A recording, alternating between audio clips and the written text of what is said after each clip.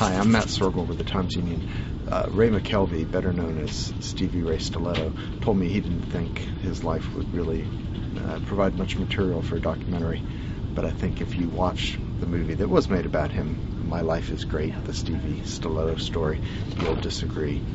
This is a guy, probably Jacksonville's original punk rocker. He's 51 years old. He's been doing this since the early 80s, and he's had a rough life that's chronicled very well in this documentary. It's playing Friday at the Five Points Theater at 7 and 9:30, and I think a lot of his old fans will get a real kick out of it. He's been around for years, ever since, since before Jacksonville Beach was known as the Blighted Area. People might recall that.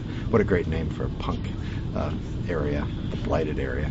But Stevie Ray, he's played music all these years, and he's had a real rough life. In fact, a few years ago, he was told that he was only had a couple days to live.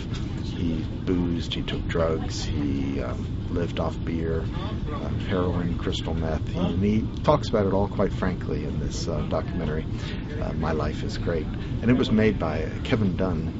Finished it up. He's a college professor up in New York State, but when he was a teenager, he was a punk rock fan on Jacksonville's West Side, and he got to be a big Stevie Ray fan. So when the opportunity came to finish this documentary, which was built upon by hours of interviews and footage compiled by Doug Milne, who works at the PGA Tour, Kevin took the opportunity and finished this up. He's a punk scholar, so this was right up his alley. And this movie just has incredible, harrowing detail about Stevie Ray's rough life, and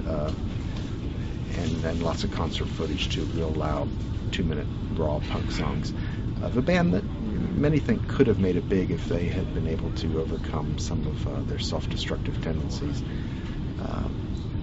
The thing is, Stevie Ray, I met him. He's a sweet guy, real nice, especially now that he's sober. He's got this Keith Richard kind of look to him, very weathered, tons of black hair hanging over his face, tattoos everywhere.